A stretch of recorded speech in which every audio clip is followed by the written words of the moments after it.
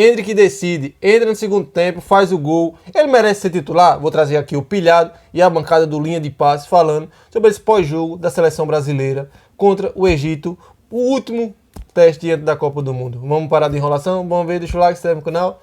Vamos ver agora. Que o Endrick tem estrela. Chega da palhaçada de dizer que é estrela, porque o Endrick ele tem talento, o Endrick ele tem personalidade e o Endrick tem que ser o 9 da seleção brasileira.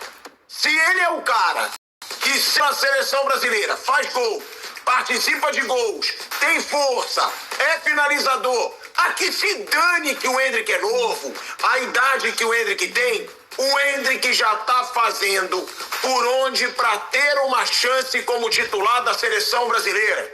Bota 2 pontas que, por sinal, Vinícius Júnior não está jogando nada pela seleção brasileira. Nada está jogando o Vinícius Júnior. E o Luiz Henrique sempre está entrando bem. É bom deixar isso claro. Mas bota 2 pontas, bota o Endrick de 9, bota o Paquetá no meio campo. Por quê? Porque o cara tá fazendo por onde? O cara sempre que entra faz gol. O cara que sempre que entra participa de gol. Então, e outra coisa, o Igor Thiago merece, foi vice-artilheiro da Premier League, agora teve a chance dele. Começou como titular e perdeu 2 gols que não se podem perder.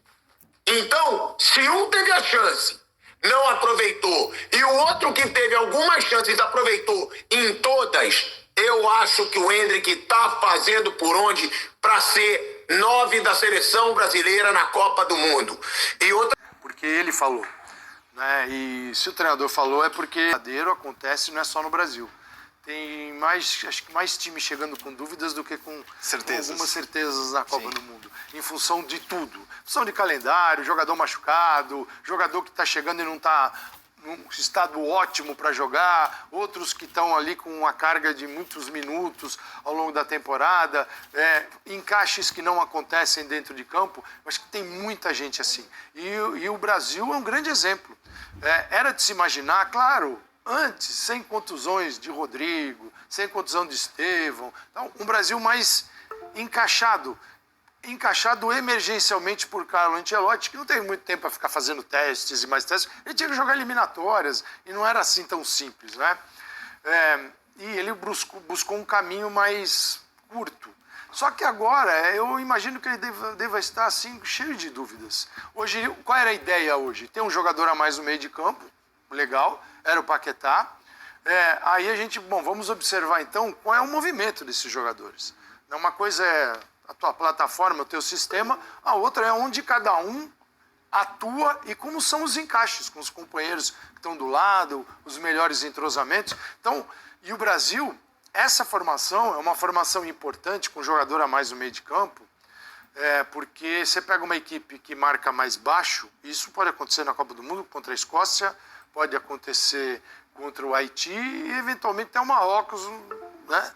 Então, você vai ter que... Quando você joga com um quarteto espetado, nem sempre esse quarteto do Brasil, por mais movimento que ele tenha, a bola transita tão bem a ponto de gerar uma profundidade para alguém finalizar. São jogadores de atacar esse espaço, né? Então, ele foi com o Paquetá. Bom, como é que ficava o Brasil? Saída com o Marquinhos, o Ibañez e o Douglas Santos, 3. Casimiro e Bruno Guimarães. Aí você olhava, além deles no meio de campo, você tinha Paquetá e Rafinha. O Wesley aberto. Então o lateral estava à frente dos meias. Estava aberto. O Wesley ponta aberto, alargando o campo. Wesley. No lado esquerdo, Vinícius e o Igor Thiago pelo centro. Com a transição sendo realizada, você encontrava muito Rafinha nesse lado esquerdo, Paquetá se aproximava, Paquetá fazia bem os dois lados, porque ele precisava ser um ponto de apoio do Wesley também. Senão o Wesley só ficava para a bola invertida. Então foi um Brasil que tentou se organizar dessa forma e durou 17 minutos. Com a contusão do Wesley, entre o Danilo não é o lateral para jogar espetado. Então o Danilo já é um lateral que fica aqui na linha de zaga. Em alguns momentos você olhava para o Brasil se entender o que estava acontecendo, você tinha os 4, o Danilo, o Douglas Santos, que já atuava na saída, mais os 2 zagueiros, e isso começava a complicar a transição da bola, porque o lado direito ficava vazio, aí você tinha que levar alguém para lá, que não era a ideia de Carlo Ancelotti, podia ser o Rafinha, podia ser o Paquetá, e o Paquetá não é ponta, né? Então, assim, aí o segundo tempo vem festival de trocas, e o Endrick faz um gol o Endrick é um cara que precisa... O Igor Thiago precisa de mais toques na bola, às vezes, para fazer um gol. O Endrick é o cara que... São caras diferentes, tá? Mas o Endrick, numa jogada, é o clássico, né, de Rafinha para Endrick e de Barcelona para Real Madrid, fez 2-1. Talvez o Ancelotti tenha que olhar muito para quem está com a faca nos dentes. Esses caras podem ser o diferencial para a Copa. Podem ser. Né? Assim, eu acho, de certa forma, preocupante o momento, não só do Brasil, mas de outras seleções também. Breira Pires, boa noite. Boa noite, Felipe. O que achou do jogo? Boa noite, companheiros. Achei o jogo melhor do que contra o Panamá, principalmente no primeiro tempo. E aí, analisando o primeiro tempo, o time titular, porque em jogo amistoso, o cenário muda muito, as equipes fazem muitos testes. Então, a gente também tem de tomar cuidado para não elevar uma análise de um jogo amistoso e colocar num patamar de Copa do Mundo. Quando a coisa começa é outra história, aí não tem mais teste. Até o Egito testou hoje, né? O Salah começa no banco, o Shenawi, que é o goleiro titular também, foi preservado. Então a gente, ponderando tudo isso, pelo que o Brasil jogou no primeiro tempo, e aí em que pese o erro do Marquinhos, e esse erro do Marquinhos gerou a única finalização do Egito no primeiro tempo. Então, se a gente compara contra o Panamá, que o Brasil sofreu para controlar a posse de bola, deu muito espaço no meio-campo, essa formação que o Calçade citou, preenchendo mais o meio, para mim deu um pouco mais de sustância ali. O time conseguiu não só controlar mais, como sofreu menos defensivamente.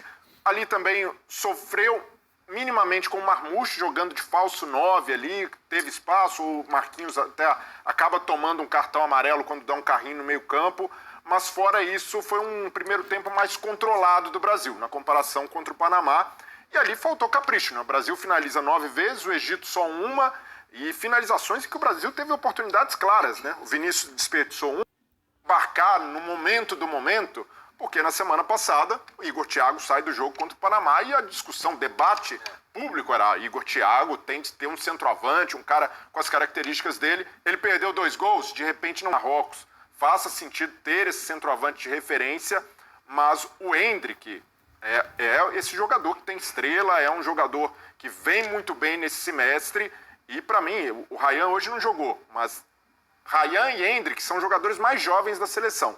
Mas não me espantaria que Ryan ou Endrick, de certa forma, durante a Copa do Mundo, ganhem a posição de titular, porque são jogadores que, no aspecto físico, e até disso de ter estrela, de conseguir entrar querendo jogo, querendo gol, podem colocar ali não só uma pulga na orelha do Ancelotti, mas furar essa fila mesmo sendo tão jovem. Eu já vou ouvir o Bertozzi e o professor Celso Unzelt com esses destaques iniciais do professor Calçado. Eu já pensei essa história de mais dúvidas do que certezas de algumas seleções. A gente tem uma imagem daqui a pouco para explorar melhor. A importância dos resultados. França e Espanha, por exemplo, que são as favoritas destacadas, não ganharam os seus amistosos. Também lá tem seus problemas, tem jogadores voltando como nós temos. Acho que tem coisas legais acontecendo. Bruno Guimarães e Rafinha retornando bem, ganhando ritmo. Acho que o esquema tem que arrumar um jeito do Rafinha se sentir mais à vontade, como se sentiu no segundo tempo. A gente não pode prescindir de um Rafinha no seu melhor nesse momento. Tem a questão da saída de bola que esse time está fazendo muito bem, né? Está fazendo todos os gols roubando bola com nomes variados. Hoje Bruno Guimarães, atrás o Igor Thiago. O Endrick entrou, segundo tempo o Ancelotti trocou todos, né? E Endrick fez um gol decisivo. Ele tem, queira ou não, como pilhado, e os caras falaram aí da bancada do linha de passe, ele tem estrela, ele joga pra caramba, ele entrou, acertou um belo chute e jogou bem, é isso que a seleção quer.